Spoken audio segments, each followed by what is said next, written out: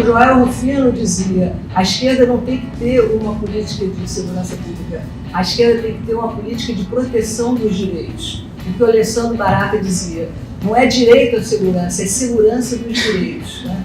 Olá, pessoal, bem-vindos ao 42º episódio do podcast Segurança dos Direitos, o seu podcast sobre criminologia, segurança pública, direito penal, processo penal e temas afins. Bom, hoje nós estamos aqui neste aprazível ambiente virtual, eu, a partir da cidade serrana de Nova Friburgo, Caio, a partir da cidade de São Paulo. Boa noite a todos, é um prazer estar aqui. A Juni, a partir da um pouquinho fria cidade de Curitiba. Bastante fria cidade de Curitiba. E temos a grande estrela da noite, quer dizer, o nosso entrevistado, ele que é uma grande referência para todos nós, que refletimos sobre política criminal, que refletimos sobre a questão criminal a partir dessa trincheira brasileira e olhando para os problemas que verdadeiramente nos afligem. Nada mais, nada menos do que o querido amigo Rubens Casara. Boa noite a todas e todos. Agradeço o convite para estar nesse dia aqui com vocês. Maravilha. Então, pessoal, só para lembrar a todos vocês que nós estamos disponíveis em praticamente todas as plataformas de áudio, iOS, SoundCloud, YouTube, Spotify. Temos também um e-mail, que é o segurancaDosDireitos@gmail.com, e temos também um perfil ali no Twitter, onde a gente interage bastante com a galera, que é o @SegDireitos. Eu não vou gastar mais nem um minuto do ouvinte com a minha própria isolada voz e vou dar início imediato ao 42º episódio do podcast Segurança dos Direitos, o seu podcast sobre segurança pública, que hoje vem no formato de um bate-papo com o incrível e querido amigo Rubens Casara. Bom, voltando.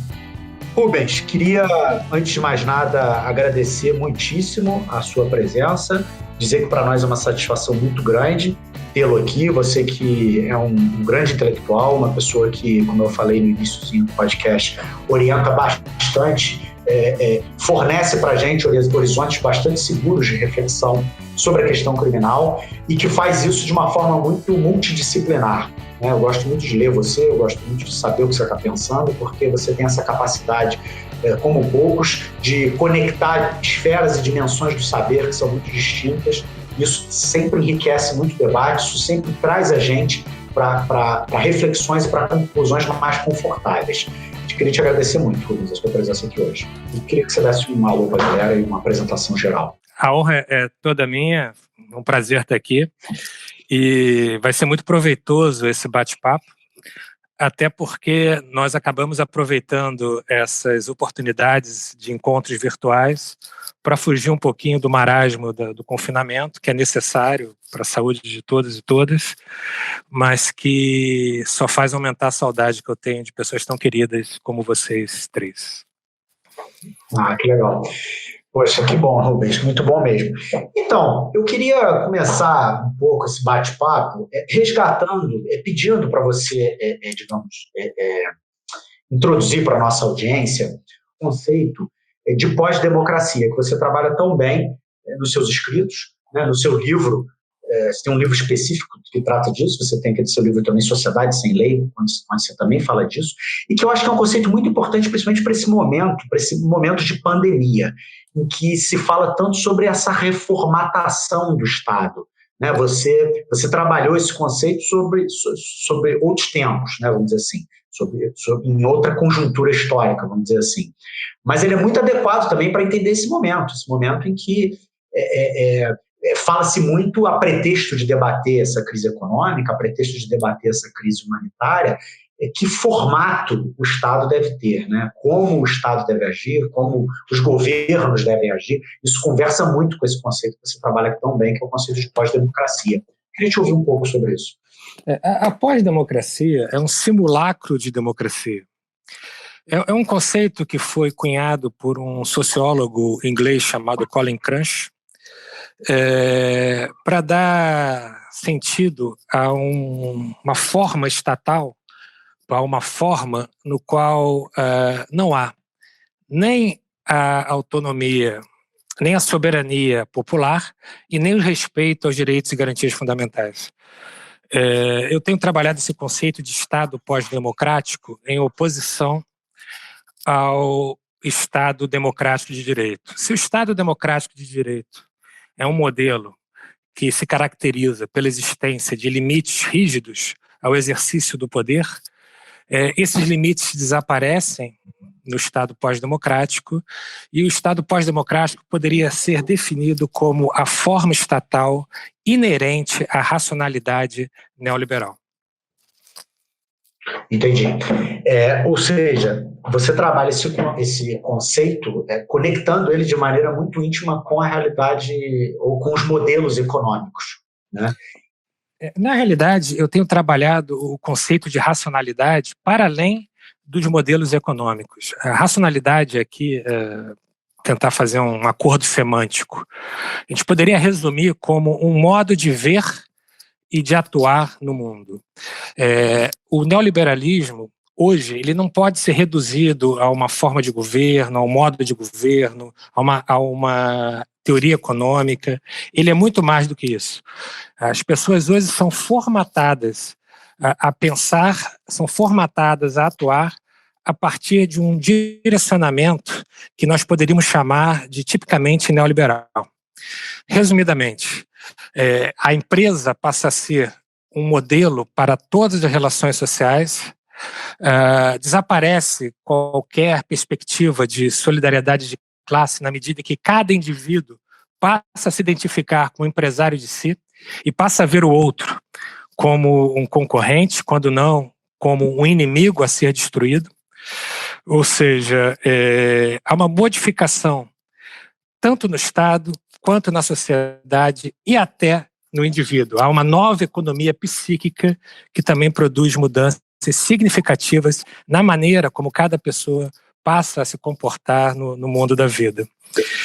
Trazendo essa discussão para a questão do Estado, nós poderíamos dizer que no Estado pós-democrático, que é o Estado neoliberal, há uma aproximação pornográfica, verdadeiramente pornográfica, entre o poder político e o poder econômico. Na realidade, poderíamos falar numa regressão. Se o Estado moderno se caracteriza por essa separação entre o poder político e o poder econômico, na pós-democracia, essas duas manifestações de poder voltam a se identificar.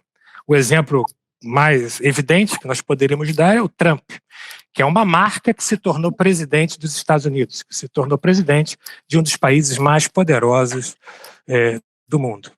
Por outro lado, a pós-democracia, o Estado pós-democrático, se caracteriza pela ilimitação.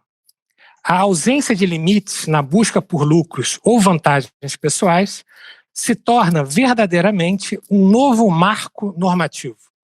Tudo aquilo que pode significar limite, obstáculo ao lucro ou à obtenção de uma vantagem pessoal passa a ser visto como um obstáculo a ser superado, a ser afastado.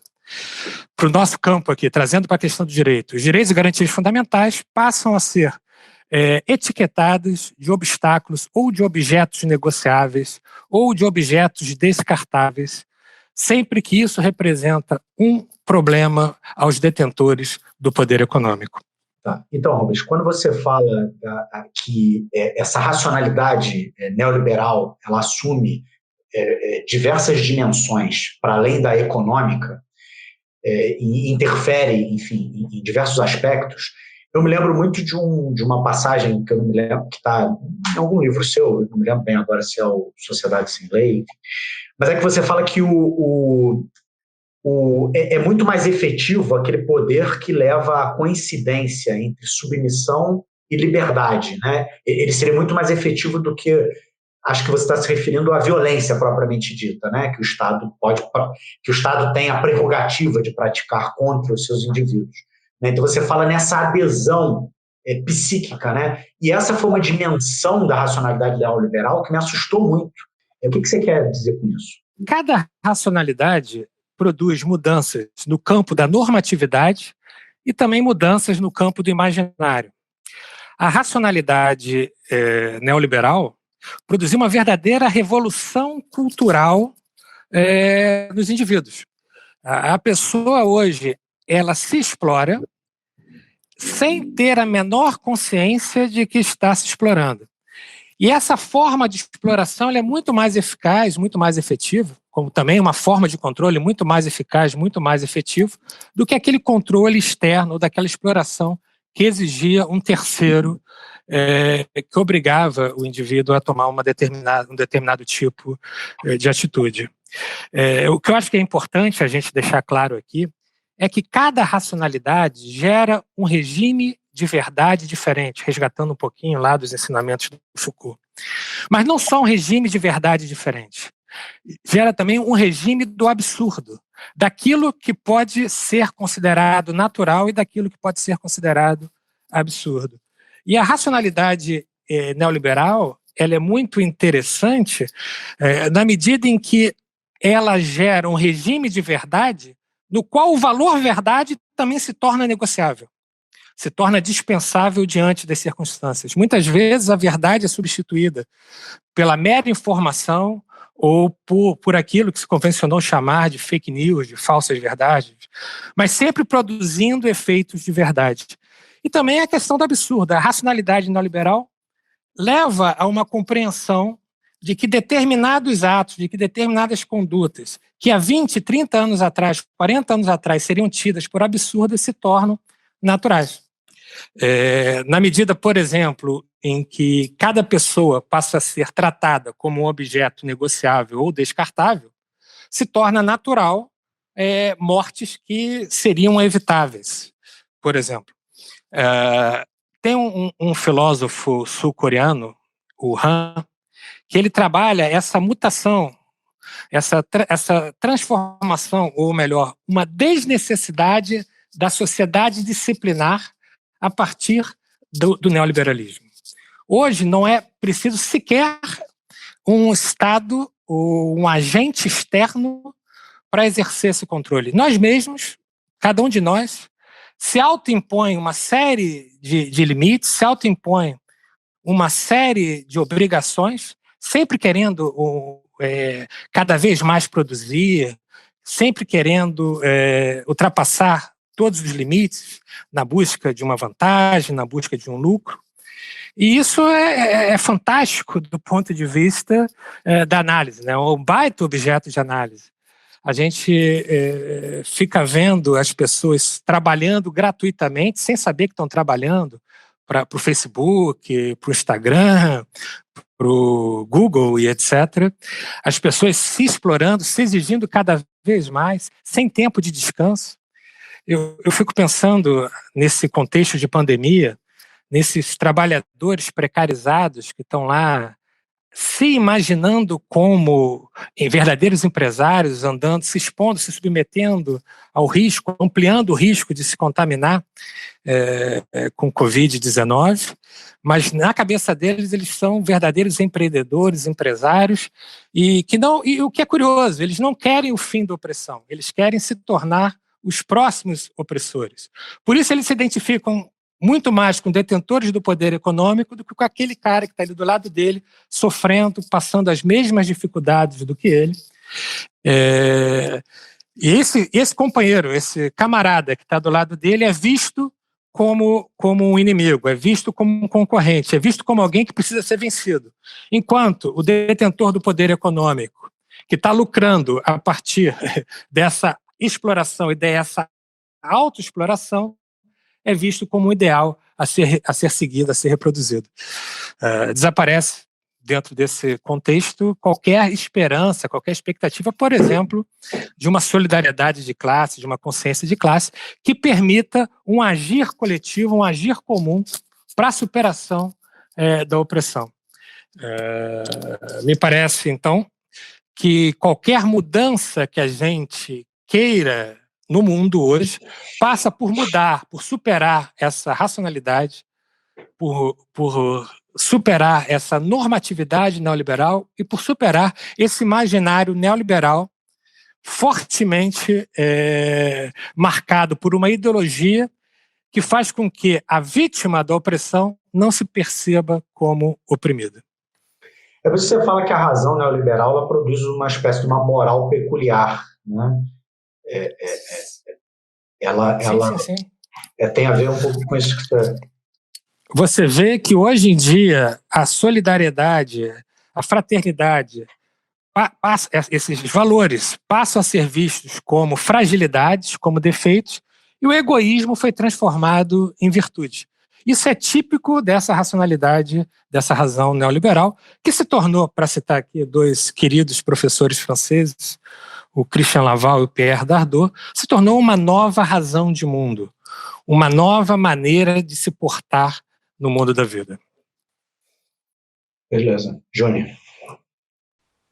Uma coisa que eu acho interessante também sobre essa racionalidade neoliberal é como o neoliberalismo, ele, na verdade, se adapta às realidades que ele se encontra, né? Talvez aqui mais um comentário para gerar aqui um debate, mas eu li recentemente um livro chamado A Razão Neoliberal, se eu não me engano é esse o nome, de uma autora argentina que se chama Verônica Gago.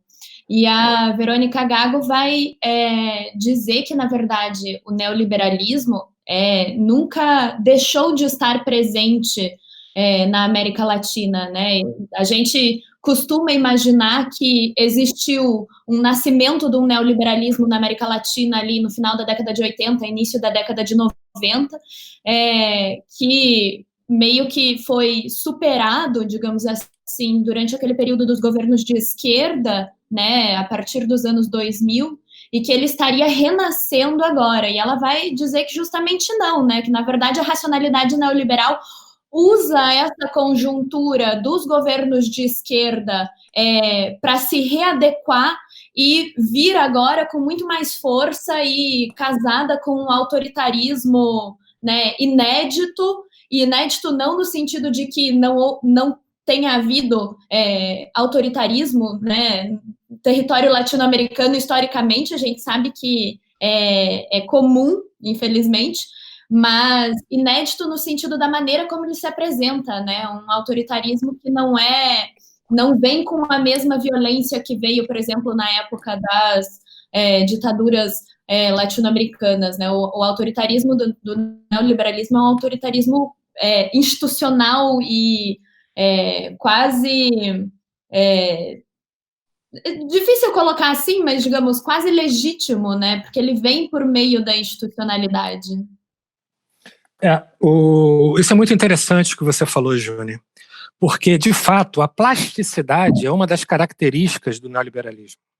Ele se adapta a contextos diferentes, a histórias diferentes, a tradições diferentes, a ideologias diferentes. E é curioso, a América Latina tem sido o verdadeiro laboratório para o neoliberalismo.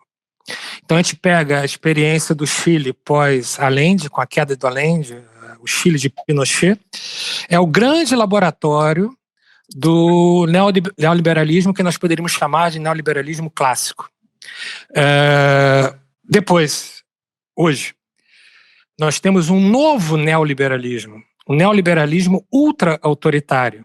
E o Brasil talvez seja o principal, ou mais importante, laboratório desse novo neoliberalismo ultra-autoritário.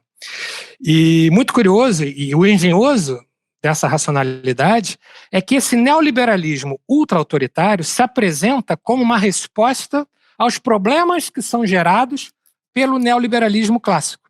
Então a gente pega, por exemplo, o neoliberalismo clássico do Clinton, o neoliberalismo clássico do Fernando Henrique Cardoso, e nós temos esse neoliberalismo ultra-autoritário do Trump, do Erdogan, do nosso Bolsonaro.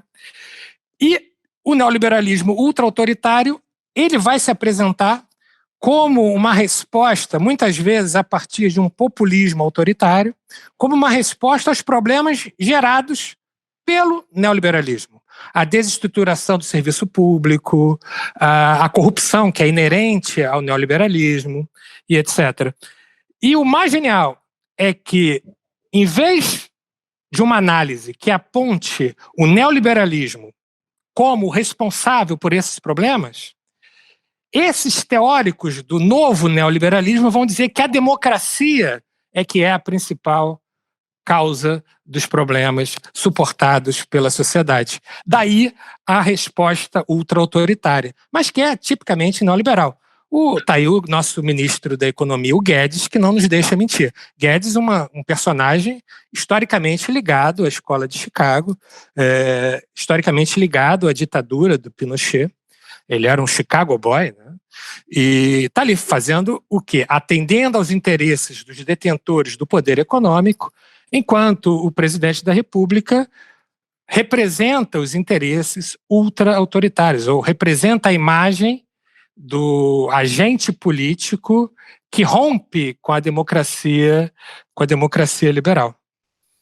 Eu quero aproveitar esse gancho que você já tocou aí, né, nessa questão da corrupção como sendo um atributo que é inerente ao neoliberalismo, né?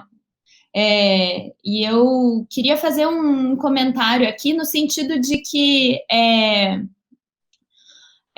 a gente vê a partir dessa racionalidade, a gente vê que o direito, na verdade, está ali para, digamos, garantir, assegurar determinados interesses que são interesses dominantes, né, interesses que nesse neoliberalismo são interesses, enfim, mercadológicos, e ao mesmo tempo para promover um controle de populações indesejadas, né, e não só das populações indesejadas em si, mas também, digamos, dos seus representantes políticos. E esse ponto, especialmente dos representantes políticos dessa população indesejada, me interessa bastante, né?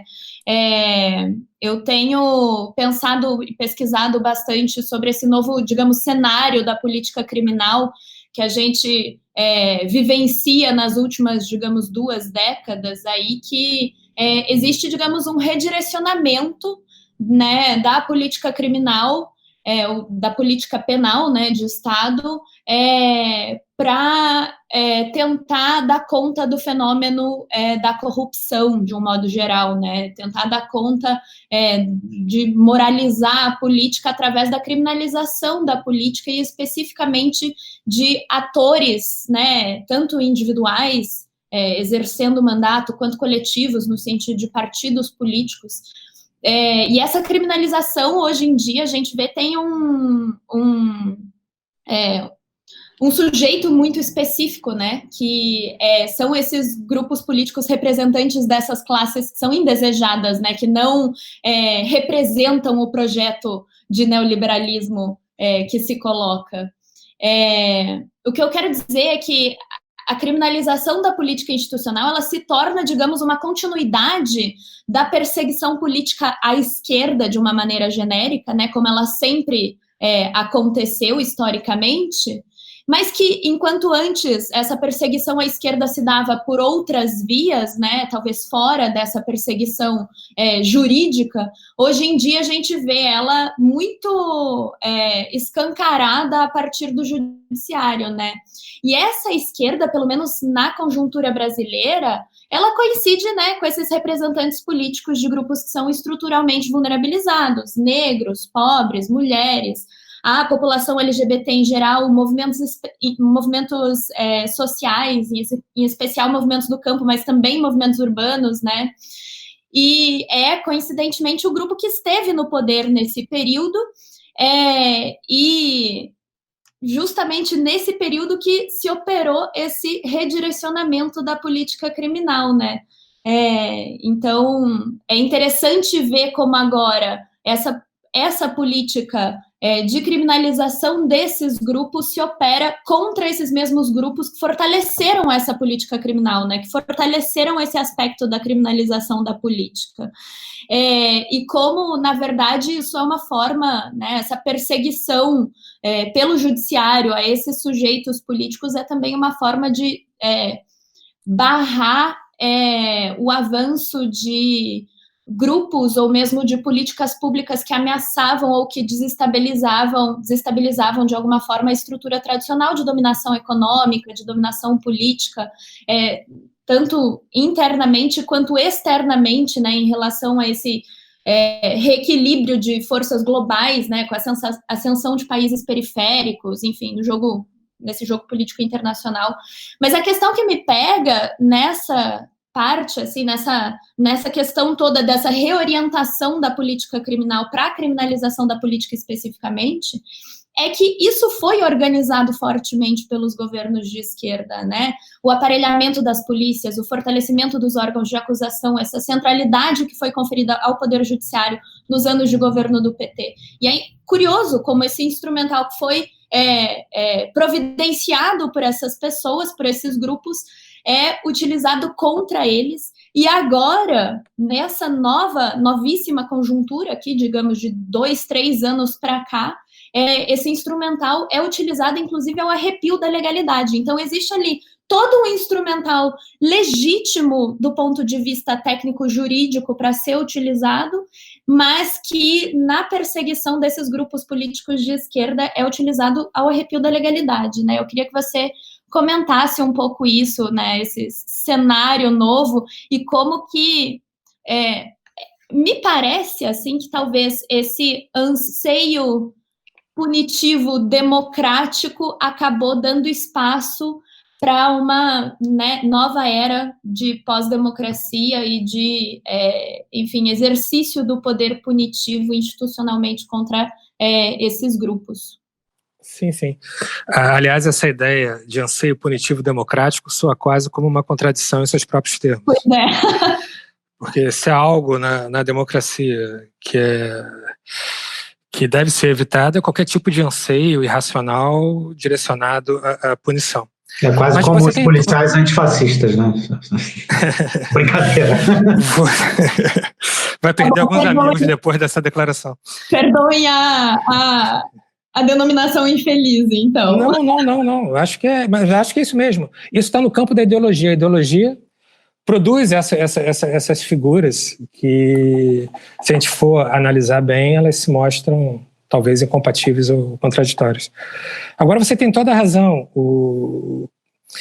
Dentre as modificações geradas por essa racionalidade neoliberal, uma das mais sensíveis é a modificação que foi produzida no sistema de justiça. O sistema de justiça pós-democrático, o sistema de justiça condicionado pela racionalidade neoliberal, tem basicamente 2 funções. A primeira, homologar os interesses dos detentores do poder econômico, atender aos interesses do mercado, deixar funcionar o mercado, fazer com que o mercado funcione no plano ótimo. E a segunda função do sistema de justiça neoliberal é o controle dos indesejáveis. E quem são os indesejáveis? De fato, primeiro os pobres, aqueles que não interessam aos detentores do poder econômico porque não têm poder de consumo, porque não servem de mão de obra, porque estão atrapalhando esse ambiente neoliberal. E segundo, os inimigos políticos do projeto neoliberal. E não precisa nem ser um inimigo muito perigoso do projeto neoliberal. Basta que seja alguém que, no plano imaginário, represente um risco à hegemonia da racionalidade neoliberal. Você tem razão, os governos que tentaram, de certa maneira, frear esse movimento neoliberal na América Latina aderiram ou forneceram instrumentos técnicos que acabaram por vitimizá-los, por transformá-los em vítimas, os opositores do projeto neoliberal transformar os opositores do projeto neoliberal em vítimas do Estado, de perseguições estatais, de persecuções penais, muito em razão disso que a gente estava falando no início desse bloco, da questão da ideologia que nublava qualquer capacidade de percepção do risco que representa investir no Estado penal, mesmo num ambiente formalmente democrático. Se você somar esse instrumental potencialmente perigoso a essa característica da imoderação, que é típica do neoliberalismo, nós vamos ter o quê? O afastamento dos limites legais e éticos que esses instrumentos poderiam até ter num plano ideal. Então a gente vê prisões sem a devida fundamentação, você vê a naturalização da exceção, você vê juízes e tribunais dizendo que nesse caso é possível fugir da normalidade democrática, da legalidade democrática. Nesse caso é possível afastar a forma como garantia individual. Nesse caso é possível afastar direitos e garantias fundamentais previstos na Constituição. Por quê? Porque tudo isso é visto como um obstáculo à eficiência repressiva do Estado. Tudo isso é visto como obstáculo ao atendimento do desejo dos detentores do poder econômico. E o que é triste é que isso, muitas vezes, esse movimento de afastamento dos limites democráticos, muitas vezes é aplaudido por representantes do campo democrático, de pessoas que historicamente estavam ligadas às lutas democráticas, pessoas que se dizem de esquerda, que se dizem comprometidas com a redução da desigualdade, sem perceber, no mais das vezes, não é maldade, não é canalice, no mais das vezes não percebem que tudo está ligado a um projeto que acaba por mirar nessas mesmas pessoas como alvos a serem destruídos, a serem afastados do jogo político. Eu queria surfar um pouquinho nessa onda da Joane, antes de passar a palavra para o Caio. Só te perguntar uma coisa, Rubens. Assim, eu concordo em absoluto que os governos petistas investiram muito nos aparelhamentos dos órgãos de polícia e fizeram isso sob uma estratégia equivocada, né? Eu não sou um crítico desses investimentos por si só. Né? A minha crítica é a forma como esses investimentos foram feitos e em que tipo de ações que eles estavam mirando, né? Em que tipo de política pública eles estavam mirando. Então não há dúvida nenhuma acerca da participação dos governos petistas no recrudescimento do Estado penal brasileiro, no fortalecimento do Estado de polícia brasileiro e, portanto, no enfraquecimento do nosso Estado democrático de direito. Né? Mas veja, eu tenho um pouco de dúvida de perceber se isso isso é resultado dessas políticas públicas equivocadas que foram implementadas ao longo de enfim, mais de uma década de exercício de poder, ou se essa força ela não pulsava dentro no interior desses órgãos e na verdade não foi possível controlá-las. Por que eu faço essa pergunta? Especialmente porque assim, me parece que a gente teve experiências parecidas de pós-democracia em países latino-americanos que não tiveram governos petistas e que não tiveram governos que investiram tanto no aparelhamento de órgãos de polícia. A gente tem o exemplo da Argentina, a gente tem o exemplo do Equador, a gente tem o exemplo do Paraguai. Não me consta que as polícias federais desses países, que os ministérios públicos desses países tivessem sido alvos de investimentos tão maciços por parte dos seus respectivos governos federais. E, no entanto, fenômenos muito semelhantes ao que a gente viu no Brasil aconteceram lá também. Eu não quero eximir o PT de responsabilidade, não, longe de mim.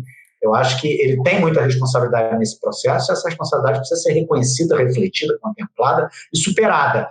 Mas eu queria te ouvir um pouco sobre isso. Você não acha que pulsava ali uma força em que era difícil de controlar esse processo?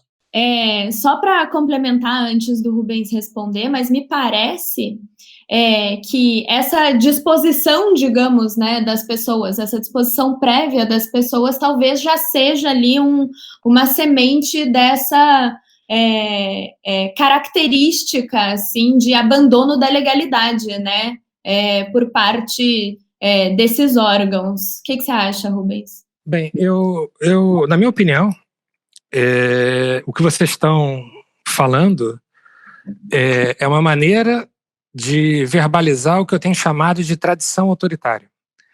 A sociedade brasileira foi lançada numa tradição autoritária. Se a gente pegar, por exemplo, a Marilena Chauí, ela tem um livro bem interessante sobre o mito fundador da sociedade brasileira, e é um mito autoritário. Nós nunca tivemos rupturas democráticas suficientes para construir no Brasil uma cultura verdadeiramente democrática de respeito aos direitos, de respeito a diferenças. E essa tradição autoritária, ela condiciona a atuação política no Brasil, tanto dos partidos de esquerda quanto dos partidos de direita, tanto de políticos que se definem como políticos de esquerda, quanto de políticos identificados com os ideais da direita e da extrema-direita. Essa tradição autoritária, por exemplo, o culto à violência, a crença de que é possível resolver os mais variados problemas através do uso da força, o ódio ao conhecimento, o anti-intelectualismo, a ódio à ignorância, a aceitação da ignorância como capital político, tudo isso está ligado a essa tradição autoritária. E aí a gente vai ver que mesmo os governos, os governos do Partido dos Trabalhadores, né, todos eles também trabalhavam com essa sociedade tendencialmente autoritária. Como explicar o sucesso eleitoral de um candidato como Bolsonaro? Um homem que naturaliza a tortura, que homenageia torturador, que defende a morte. Isso só é possível em uma sociedade marcadamente autoritária. E essa sociedade não surge de uma hora para outra, não surge com a eleição do Bolsonaro. Ela sempre esteve presente. Essas pessoas sempre defenderam a violência, sempre desconfiaram do conhecimento. Eu estava lendo recentemente uma entrevista da Marine Le Pen, que é conhecida na Europa como Hitler de Sais, e ela dizia justamente isso, que o Bolsonaro seria inadmissível na França. Ou seja, a Hitler de Sais dizendo que uma figura política como o Bolsonaro nunca conseguiria sucesso eleitoral num país como a França. Isso está muito mais ligado a essa tradição no qual cada sociedade está lançada do que a qualquer outra explicação que a gente possa tentar desenvolver aqui. Então eu concordo com o Rafael quando ele diz que é algo que já estava ali presente. O Basaglia tem um texto que diz que existe um fascismo, uma cobra, um ovo do fascismo em cada um de nós. E que o desafio seria expelir esse fascismo. Alguns países conseguem fazer, alguns países conseguem criar limites, obstáculos à vinda do fascismo com muito mais facilidade. O Brasil sempre foi aquilo que o Boaventura chama de uma democracia de baixa intensidade. Para uma democracia de baixa intensidade se transformar numa pós-democracia, é muito mais fácil, é muito menos traumático.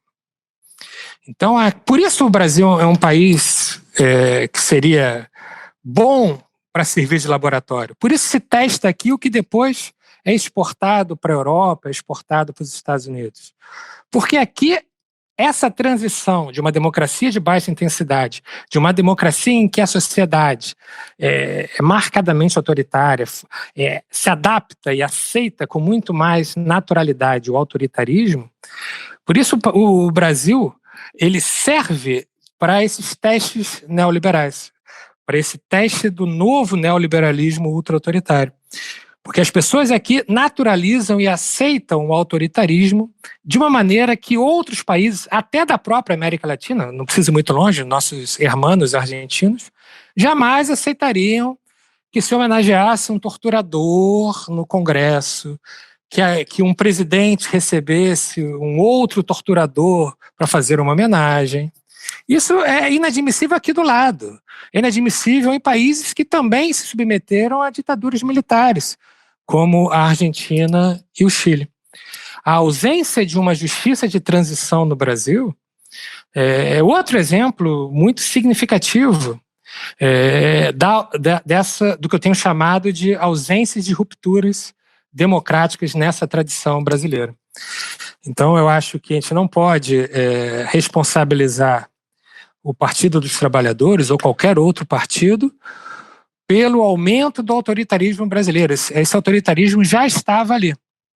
E agora, é inegável que esses partidos do campo democrático também surfaram nesse populismo autoritário, nessa tentativa de agradar a um eleitor marcadamente autoritário que acredita na ditadura como uma opção razoável. Lembrando um conceito do Bauman, da retrotopia. muitos brasileiros acreditam e desejam a volta de um passado, a volta da ditadura, mas de uma ditadura idealizada, de uma ditadura que nunca existiu em concreto, de uma ditadura que seria a imagem da ordem, a imagem da tranquilidade, algo que, na realidade, nunca existiu. Isso só é possível em razão de uma sociedade que se acostumou e que naturaliza o autoritarismo. Muito bom. Caio? Rubens, no início desse nosso programa, quando você falava um pouco sobre o conceito de pós-democracia e a racionalidade neoliberal e toda essa questão da sujeição das pessoas que se acreditam empreendedores e visualizam em si, né, não visualizam a exploração a qual elas se submetem voluntariamente, quando você mencionava tudo isso, me veio à mente um livro de um autor canadense da Universidade McGill de Quebec. O nome do autor é William Clare Roberts, e o nome do livro dele é um livro bastante recente, chama-se Marx Inferno. Nesse livro, esse autor tenta extrair uma teoria política do primeiro livro do Capital, e para tanto ele faz uma leitura extremamente original, ele faz um paralelo utilizando-se também de outros escritos do próprio Marx, e das diferenças que há entre as diversas edições do primeiro livro do Capital, ele faz um paralelo com a Divina Comédia. O argumento central desse autor é que seria possível identificar uma teoria política dentro do Capital, embora ela não estivesse tão explícita, a partir de uma crítica feita pelo Marx para a forma de dominação indireta muito própria do capitalismo. E os dois elementos centrais que o autor invoca para isso são a ideologia e o fetichismo. Em toda essa sua exposição ficou bem claro o papel da ideologia nisso, mas o ponto que me parece bastante relevante e original desse autor é trazer o fetichismo como a submissão das pessoas às regras de mercado, até o ponto é uma interpretação um pouco diferente da questão de como normalmente se entende o fetichismo na leitura de Marx, de que o fetichismo seria não só a elevação das mercadorias à categoria de sujeitos, mas a submissão dos sujeitos ao mesmo nível das mercadorias, que os faz, todos eles, seja do burguês, do detentor dos meios de produção, até o trabalhador assalariado na situação de maior marginalização possível, faz com que todos eles aceitem essas regras da sociedade mercantil como regras em geral, regras assim superiores a eles, impossíveis de serem questionadas. Nesse livro, e também há outros textos dele nesse sentido, ele tenta trazer a percepção de que seria quase impossível expurgar esse tipo de racionalidade, esse tipo de submissão e de sujeitação das pessoas até de qualquer regime que seja capitalista. E nesse ponto, a questão que me vem tratando disso e dentro da ideia de racionalidade neoliberal é como, em alguma medida, essa racionalidade neoliberal que aparece muito como nova, ela parece ser apenas um aperfeiçoamento desses elementos primários, centrais do capitalismo, desses elementos radicais dele mesmo. E eu queria saber, na sua opinião nisso, se há algo que diferencie propriamente essa racionalidade neoliberal de uma racionalidade própria do capitalismo em geral, em todas as suas fases e diferentes proposições, diferentes formações. Bem legal a tua pergunta. Eu tenho trabalhado no lugar do conceito de fetichismo, que é um conceito que eu acho válido e bem interessante. Eu tenho trabalhado com o conceito de reificação, coisificação, que é algo muito parecido com esse conceito que você apresentou do fetichismo. Sobre a questão do que há de especial, do que há de diferente no neoliberalismo em relação aos outros modelos, às outras formas em que o Estado capitalista se apresentou, eu diria que tem muita coisa diferente, Caio. Muita coisa. A gente, por exemplo, pode ver uma nítida diferença da racionalidade liberal capitalista para a racionalidade neoliberal.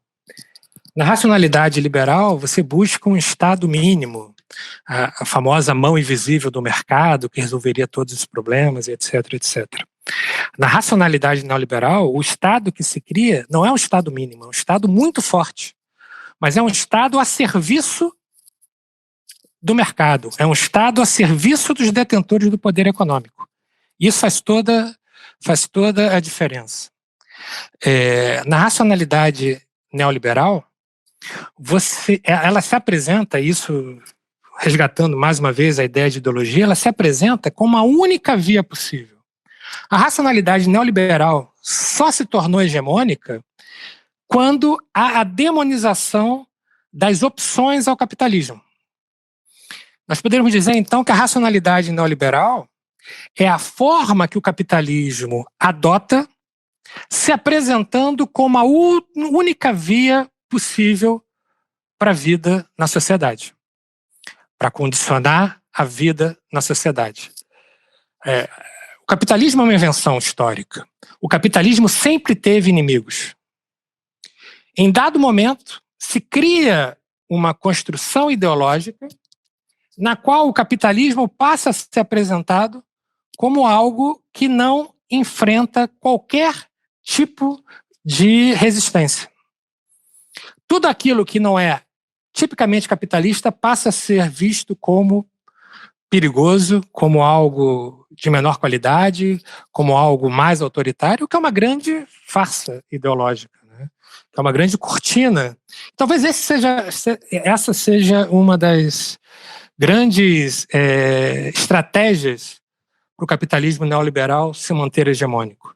Se apresentar como o único possível. Tem um autor inglês recentemente falecido e precocemente falecido, o Mark Fisher, que ele trabalha com o conceito de realismo capitalista, né? A única coisa que é realista é o capitalismo. Isso é marcadamente ideológico. Ideologia aqui no sentido negativo, né? De uma falsa percepção, de uma falsa compreensão da realidade. Então, tentando aqui resumir essas várias ideias que eu tentei expor. O que caracteriza o capitalismo na versão neoliberal, no modo neoliberal, no momento neoliberal, é essa apresentação do capitalismo como a única solução possível, o que permite, por exemplo, a ilimitação. Se a ameaça, quando existia a ameaça comunista, o capitalismo teve que ceder. O Estado social-democrata, o Estado do bem-estar social é o quê? É uma construção capitalista em razão do medo que os detentores do poder econômico tinham de vingar a hipótese comunista. Por isso, eu concordo com o autor que você citou, de que no ambiente capitalista não é possível mudar a racionalidade.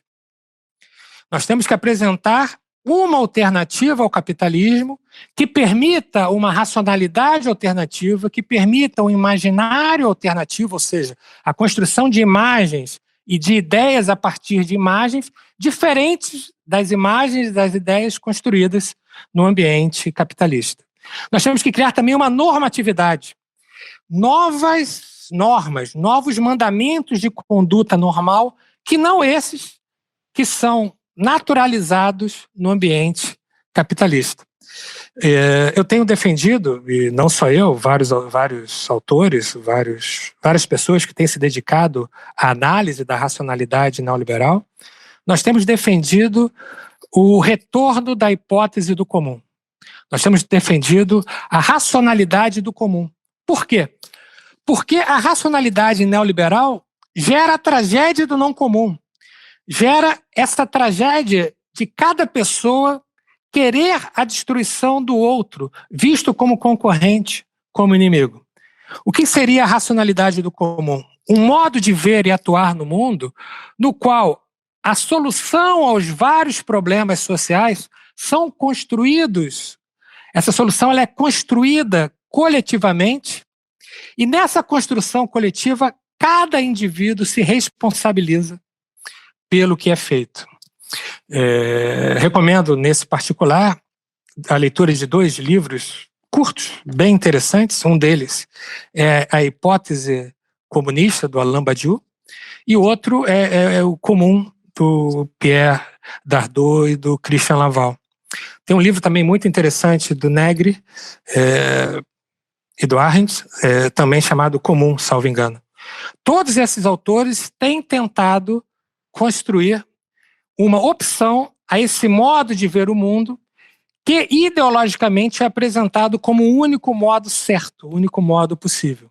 E ao contrário, é um modo que, se nós continuarmos seguindo, levará à destruição do planeta. É impossível compatibilizar a imoderação, a ilimitação capitalista com a limitação do planeta Terra, com a limitação da natureza, com limites éticos ou mesmo com limites jurídicos ao exercício do poder.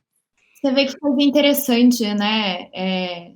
A partir de uma ideia de um realismo capitalista, a gente vê também, e daí resgatando aqui um pouco mais, né, para o campo da criminologia, a gente vê um realismo criminológico de direita que se opera, que é justamente, enfim, fruto desse mesmo produto ideológico, né? Como direito penal, como, enfim, uma função necessária e a única possível para dar conta dos problemas sociais que são, enfim, são evidentes, né? São urgentes a serem resolvidos, mas a única resposta possível seria a resposta penal. A racionalidade neoliberal gera um empobrecimento da linguagem, um empobrecimento subjetivo e, principalmente, a demonização de toda a reflexão. Com isso, nós temos a demonização da política, da verdadeira política, nós temos a demonização das ciências críticas, a demonização da crítica e a demonização, por exemplo, da criminologia crítica. Tudo aquilo que se dispõe a ver o invisível por detrás da verdade aparente, tudo aquilo que se dispõe a apresentar alternativas àquilo que é apresentado como comum, tudo isso é demonizado, tudo isso é visto como um obstáculo. E as pessoas que defendem a possibilidade de construção de alternativas também são demonizadas. Não por acaso, muitos intelectuais hoje são atacados por aqueles que pensam e atuam a partir da racionalidade neoliberal. Não por acaso a ciência é demonizada. A racionalidade neoliberal quer produzir a sujeitos que se demitem de qualquer possibilidade de crítica, sujeitos que se demitem da possibilidade de julgar. A racionalidade neoliberal está muito próxima da racionalidade nazista, na medida em que a banalidade do mal, aquele funcionário público que vai atuar de maneira quase matemática, produzindo mal, sem qualquer reflexão, é o funcionário público também desejado pela racionalidade neoliberal. Perfeito, eu acho que isso ficou bastante claro, esse posicionamento nessa diferenciação do que seriam os elementos clássicos do capitalismo clássico e essa racionalidade neoliberal. E eu queria aproveitar esse gancho que a Juni trouxe com a criminologia para fazer só um pequeno comentário. Um autor, um criminólogo, que não é propriamente crítico, mas acaba se tornando muito crítico no segundo momento da sua vida, que é o Richard Queening, ele começa a trabalhar uma ideia de desenvolvimento do Estado e a relação do Estado com as funções repressoras, né, o papel que o Estado exerce no exercício do sistema de justiça criminal. E isso é uma ideia que ele começa a desenvolver no Social Reality of Crime, mas ela fica mais clara no Class, State and Crime, nas obras posteriores dele, e ele sintetiza em uma frase muito interessante, que surge basicamente da frustração dele com as experiências do estado de bem-estar social. Ele diz que o papel do Estado, dentro do Estado como forma jurídica própria, o capitalismo, o papel do Estado é transformar os conflitos de classe em conflitos políticos. Você sublimar esse antagonismo de classes e transformar isso em conflitos por reconhecimentos, conflitos por direitos e coisas nesse sentido. Quando eu li isso pela primeira vez, achei muito interessante a construção dele, mas em comparação com a realidade que a gente vive hoje em dia, nesse contexto de pandemia, isso fica muito claro.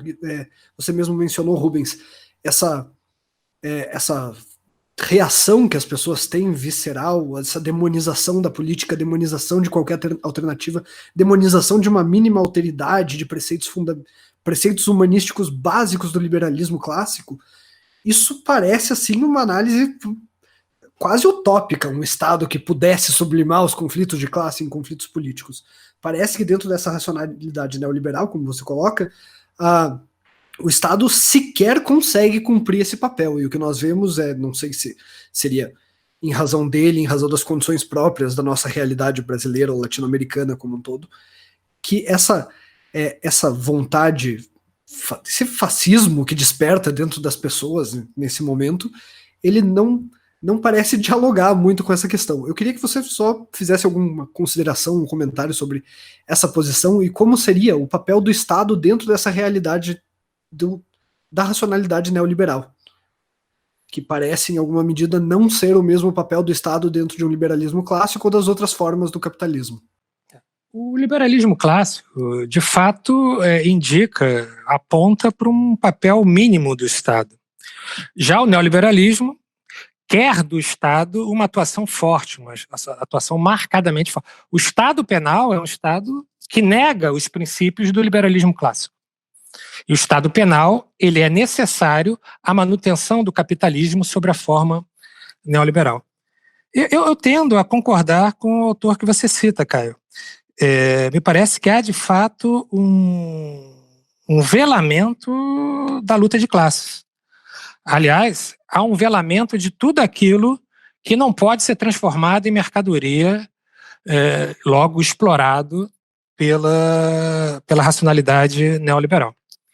E não só da luta de classes. Se a gente pegar, por exemplo, vários movimentos políticos que nós poderíamos definir como progressistas, movimento negro, movimento feminista e etc., muitas vezes há, quando não uma cooptação das lideranças desses movimentos, há uma atuação concreta, direcionada a dividir esses movimentos para conquistar.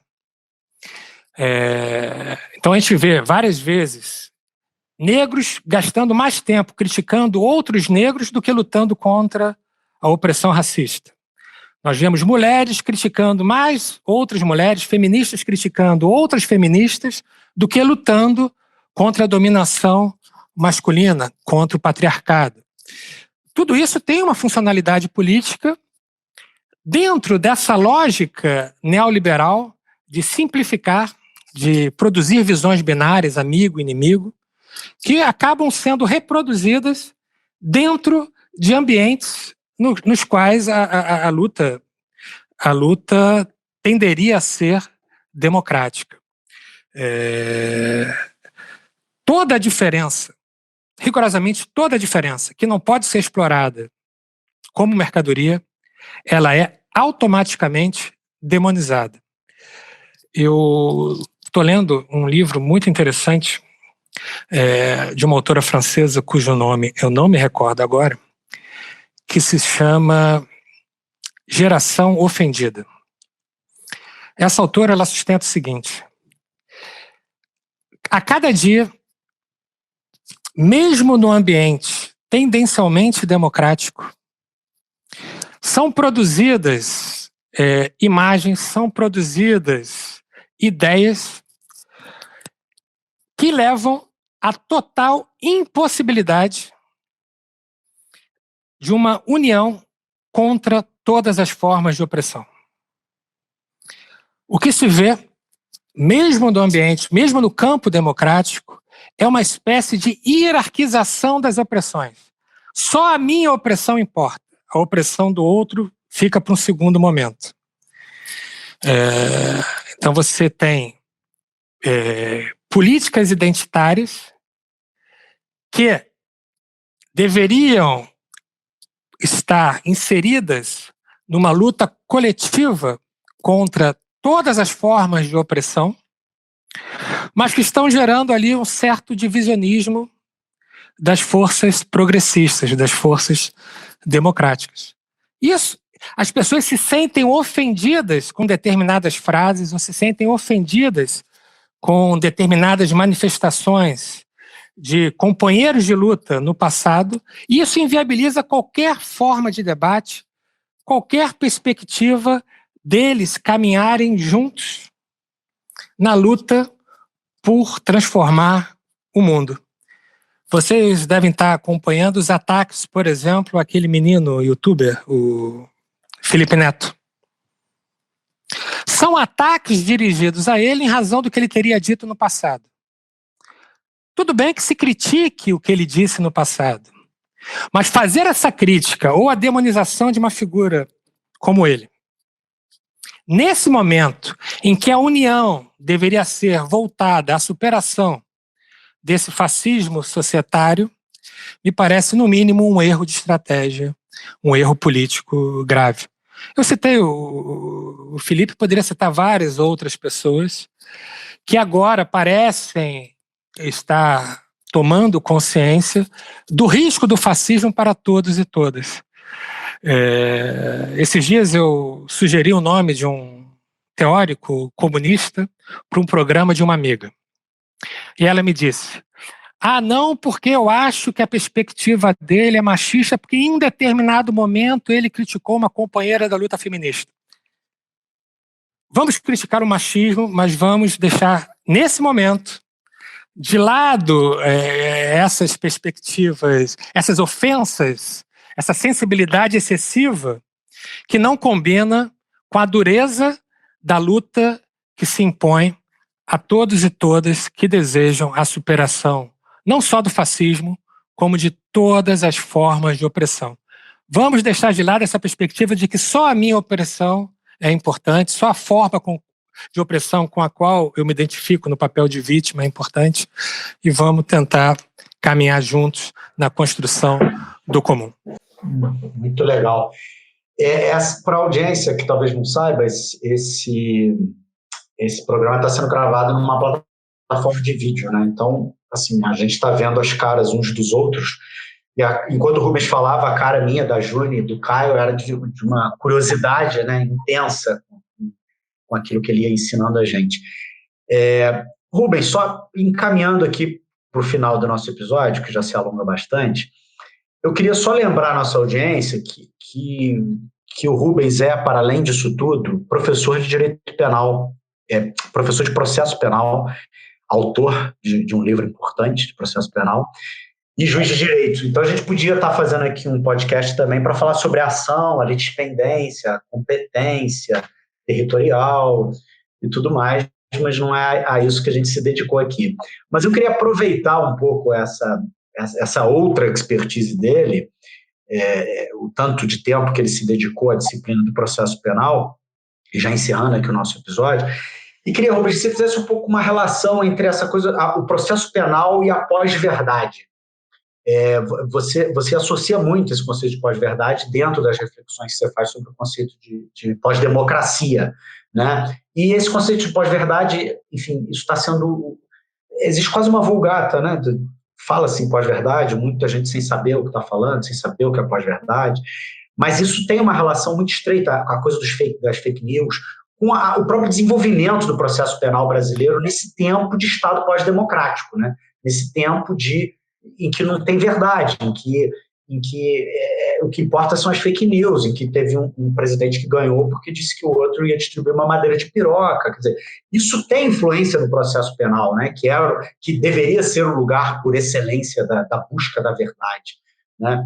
E eu queria aproveitar um pouco você para você falar um pouquinho sobre isso. Resumidamente, o que caracteriza a pós-democracia? O desaparecimento, a perda da importância dos limites ao exercício do poder. A perda da importância dos chamados valores democráticos. Ilegalidades sempre existiram. Só que hoje não se trata mais de uma mera ilegalidade ocasional em um determinado processo. O que há é a perda da importância, uma espécie de dessimbolização, uma mutação simbólica no qual os limites democráticos, mesmo a lei processual penal, a Constituição, perdem importância para aquilo que na psicanálise se chama de lei imaginária. Da lei que está na cabeça de cada um, daquele sentimento de justiça de cada um, que passa a importar mais na aplicação do direito do que o limite externo, do que a Constituição, do que o Código de Processo Penal. Hoje está muito difícil dar aula de processo penal, porque se a gente fala que no processo penal democrático as formas são garantia, na pós-democracia as formas são explicitamente ignoradas. Mas não só. Vamos pensar naquilo que o Luigi Ferraioli chama de valores da jurisdição democrática. Quais seriam eles? A verdade e a liberdade.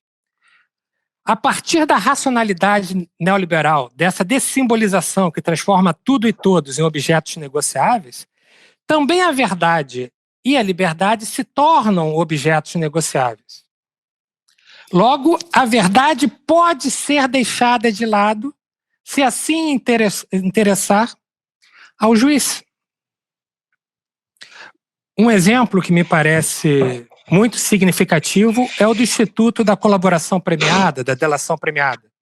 Ali nós temos explicitamente a negociação de dois valores que a tradição democrática dizia serem valores inegociáveis. Nós negociamos com o valor verdade. A verdade é substituída pela informação do interesse do inquisidor. A pessoa diz aquilo que interessa ao inquisidor em troca da liberdade, que pode ser a própria liberdade, pode ser uma redução de pena, pode ser a liberdade de um parente.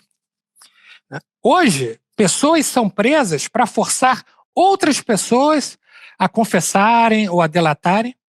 Isso é o quê? Isso é fazer da liberdade uma moeda de troca, fazer da liberdade um objeto negociável, tornar a liberdade um valor descartável. No ambiente pós-democrático, no ambiente de uma atuação do sistema de justiça criminal condicionado pela racionalidade neoliberal, não há espaço para o processo penal. É de outra coisa que se trata. Se a gente conceituar o processo penal como uma tentativa de racionalizar o exercício do poder penal, o exercício do poder estatal voltado à eventual aplicação de uma pena àquele que viola a norma penal, nós não temos qualquer possibilidade de racionalizar isso à luz da racionalidade neoliberal, porque a racionalidade neoliberal impede qualquer limite ao interesse dos detentores do poder econômico e, no caso, ao interesse, à vontade do juiz. Nós poderíamos dizer que também o processo se transforma numa mercadoria, que é uma mercadoria espetacular, no qual a busca da verdade, eticamente possível, é substituída pela realização daquilo que interessa aos consumidores, aos espectadores do processo penal do espetáculo ou aos patrocinadores do espetáculo. Nós temos cada vez mais o primado de um enredo previamente estabelecido sobre os fatos ocorridos. Então, trazendo tudo aquilo que nós falamos sobre a racionalidade neoliberal para o ambiente do processo penal democrático. Nós temos decisões irrefletidas que reproduzem slogans argumentativos, que reproduzem discursos de fundamentação prévia, aquelas sentenças ponto doc, sentenças prontas e acabadas, que são idênticas porque é necessário produzir cada vez mais essa mercadoria sentença. E nós temos também, em alguns casos, o processo penal do espetáculo. Esse processo penal, no nome, mas que na realidade não passa de uma mercadoria que é construída para satisfazer ou ao consumidor ou ao patrocinador do espetáculo. Lembrando sempre que em uma sociedade autoritária, como é a sociedade brasileira, o espetáculo bom é o espetáculo autoritário, é o espetáculo em que há a violação de direitos e garantias fundamentais, o espetáculo que naturaliza a tortura, que naturaliza a ilegalidade, que naturaliza a violação da lei. Eu tenho chamado essa hipótese de justiça autoritária psicopata. O que seria a justiça psicopata? O que seria a justiça paranoica? Uma justiça em que a busca da verdade é substituída por uma certeza delirante que agrada a um ambiente autoritário. O limite externo, os limites democráticos são afastados e o que vale é o que está na cabeça dos inquisidores. Por exemplo, no ambiente da justiça paranoica ou da justiça autoritária de viés psicopata, é comum o Ministério Público e o juiz atuarem em conjunto visando uma condenação, porque essa condenação é desejada antes mesmo da instrução criminal, antes mesmo de qualquer prova ser produzida. Só ela interessa. Porque a característica da certeza delirante é um descomprometimento com a verdade. A certeza delirante até pode estar baseada num dado verdadeiro. Mas a verdade é totalmente desimportante. Por quê? Porque todos os valores são transformados em objetos descartáveis a partir da racionalidade neoliberal. Bom, fabuloso, fabuloso. Achei fantástico. Eu estou muito satisfeito, Rubens. Acho que sua vinda aqui não poderia acontecer num melhor momento, em tão grande estilo. Infelizmente, a gente precisa encerrar, né? Não tem jeito. Você é o tipo do cara que renderia uns 10 podcasts, tranquilamente, uns 10 episódios. Mas, enfim, é isso, né? A gente quer agradecer muito a sua participação, quer agradecer muito a sua disponibilidade de estar dividindo com a gente esse conhecimento, de estar dividindo com a gente tanta criticidade, né? Tanta reflexão de base, tanto conceito útil para entender esse momento, essa quadra histórica específica e avançar para outras margens, né? Porque a margem onde a gente está hoje era muito ruim mesmo, sobre vários aspectos que você coloca tão bem e deixa aqui gente com uma pontinha de esperança, né? Porque você tem uma fala que ela é realista, ela é de olhar para a coisa e ver que está tudo muito ruim, mas a gente também vê ali uma energia de que a gente vai superar e de que estudando, aprendendo, a gente consegue transformar isso politicamente e chegar num horizonte mais interessante, mais bonito e que tenha mais a ver com o comum, né? Que tenha mais a ver com a gente. A gente aqui, Rubens, tem o hábito de pedir indicação de livro, mas eu não vou fazer isso com você porque você indicou pelo menos 3 ao longo da exposição. Você falou da hipótese comunista, você falou do comum e você falou da geração ofendida, né? Eu anotei, vou linkar no episódio. Se você quiser fazer mais alguma outra indicação, fique à vontade. Mas, de minha parte, é isso. Eu quero agradecer muito a você. Eu vou passar ainda... Você fala por último, eu vou passar ainda a palavra para o Caio e para a Júlia também se despedirem de você. E eu quero, de forma muito particular, dizer para você o meu muito obrigado, minha satisfação enorme de ter você aqui hoje. Espero que a gente continue se encontrando, enfim, alimentando essa amizade e construindo coisas novas. É isso que importa. Valeu mesmo. Na ordem, então, Caio e Júnior. Rubens, foi um prazer tê-lo aqui no Segurança dos Direitos. Esse foi um dos programas com o tema mais, ao mesmo tempo, mais profundo e mais abrangente possível. Nós poderíamos discutir quase tudo dentro do aspecto da sua pesquisa, desses conceitos que você trouxe, desses debates que você suscitou. Quero agradecer pelas indicações de livro também. Por um acaso, uma coincidência, O Comum estava na minha cabeceira, esperando para ser lido logo em seguida, e agora você atiçou ainda mais a minha curiosidade sobre ele. E foi realmente muito bom o debate. Eu fico muito agradecido. Rubens, igualmente, fico muito feliz em receber você aqui no podcast e é realmente um alento, acho que ouvir você compartilhar tudo isso com a gente, mas sempre ter, digamos, uma proposta, assim, do que pode ser feito, né? Nunca é só aquela crítica rasgada e vazia da realidade. Acho que é muito reconfortante para a gente, né, poder conversar assim. Sem contar que ficamos encantados aí, acho que o Caio tem razão e o Rafael também, a gente podia estar te ouvindo aí por vários episódios a fio. Apenas para complementar aqui a informação, o livro Geração Ofendida é da autora Caroline Fourest, Eu esbarrei com esse livro recentemente e coloquei ele na minha lista de desejos na Amazon, mas bom saber que é bem recomendado. Rubens, agradecemos, muito obrigada por estar aqui com a gente. Enfim, foi um prazer e uma honra muito grande. Queridos, Rafael, Caio, Júnior, um prazer enorme estar com vocês. É engraçado, né? Porque essa pandemia é terrível, é trágica. Cada dia mais os números se transformam em rostos. Cada dia mais pessoas conhecidas se vão no meio dessa pandemia. É uma pandemia que tem os efeitos multiplicados. A dor, ela é potencializada justamente em razão disso que a gente discutiu aqui, dessa racionalidade neoliberal, que trata as pessoas como dispensáveis, que gera uma classe das pessoas matáveis, para citar o Agamben e o Mbembe. Mas, por outro lado, a pandemia é um daqueles pontos que é uma crise, né? E como toda crise, ela pode gerar algo novo depois. E é um ponto que a gente para pensar naquilo que realmente é importante. E vendo vocês aqui, porque, como o Rafael já disse, nós estamos aqui com vídeo, estou podendo ver a carinha de cada um deles. Vendo vocês aqui, eu me lembro de uma coisa que é muito importante, que é a vontade de dar um abraço e um beijo em cada um de vocês. Eu espero que isso passe logo.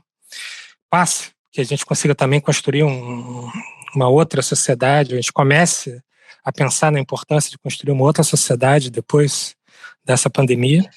E uma das primeiras coisas que eu vou querer fazer nessa outra sociedade é encontrar com os três, encontrar também com o Ricardo Krug, que está dando assistência técnica a esse programa, que são 4 pessoas que eu amo de paixão.